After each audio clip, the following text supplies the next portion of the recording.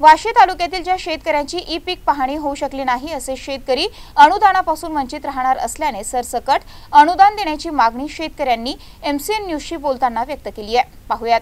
शासनाने प्रति हेक्टरी 5,000 रुपये अनुदान देण्याचे जाहीर केले असून ज्या शेतकऱ्यांची ई पीक पाहणी झाली अशा पात्र शेतकऱ्यांची नावे अनुदानाच्या यादीत आली आहेत, परंतु ज्या शेतकऱ्यांची ई पीक पाहणी होऊ शकली नाही तसेच 7/12 वर सोयाबीन पीक पेरा नोंद आहे अशा सर्व शेतकऱ्यांना सरसगट अनुदान द्यावे। त्याचबरोबर मागील 2 वर्षापासून सोयाबीनला योग्य भाव मिळत नसल्याने मिळणारे अनुदान सुद्धा तटपुंजे आहे। त्यामुळे चालू वर्षाच्या खरीप हंगामात सध्या ई पीक पाहणी चालू झाली असली तरी नेटवर्कमुळे बऱ्याच जणांची ई पीक पाहणी रखडली आहे। त्याचबरोबर शेतकरी अडाणी असून बऱ्याच जणांकडे स्मार्टफोन नाही असले तरी फोनमधील ॲप बद्दल कळत नाही, तरी या व इतर अशा गोष्टींचा शेतकऱ्यांना सरकार जाणून बुजून त्रास देत असून सरसगट अनुदान न दिल्यास शेतकरी आंदोलन करण्याच्या पवित्र्यात असल्याचं यावेळी शेतकऱ्यांनी सांगितलं आहे।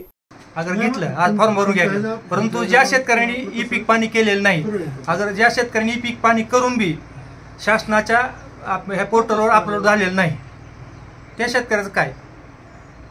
आणि ज्यावेळेस ई पीक पाणीचा ॲप चालतच नव्हता गेल्या वर्षी, आता ह्या वर्षी बी 1 तारखेपासून ॲप चालू झाला आहे, परंतु ई पीक पाणी होत नाही कंपल्सरी।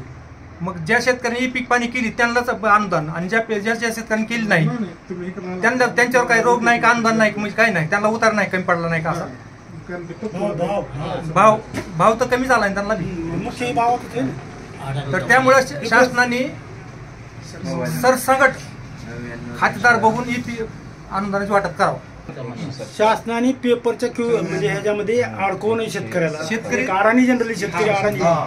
आणि वस्तुस्थिती अशी की इतके भाव ढासळलेले होते, 4200 रुपयांनी गेलं सोयाबीन, शेतकऱ्याला काही त्याचा खर्चही निघाला नाही।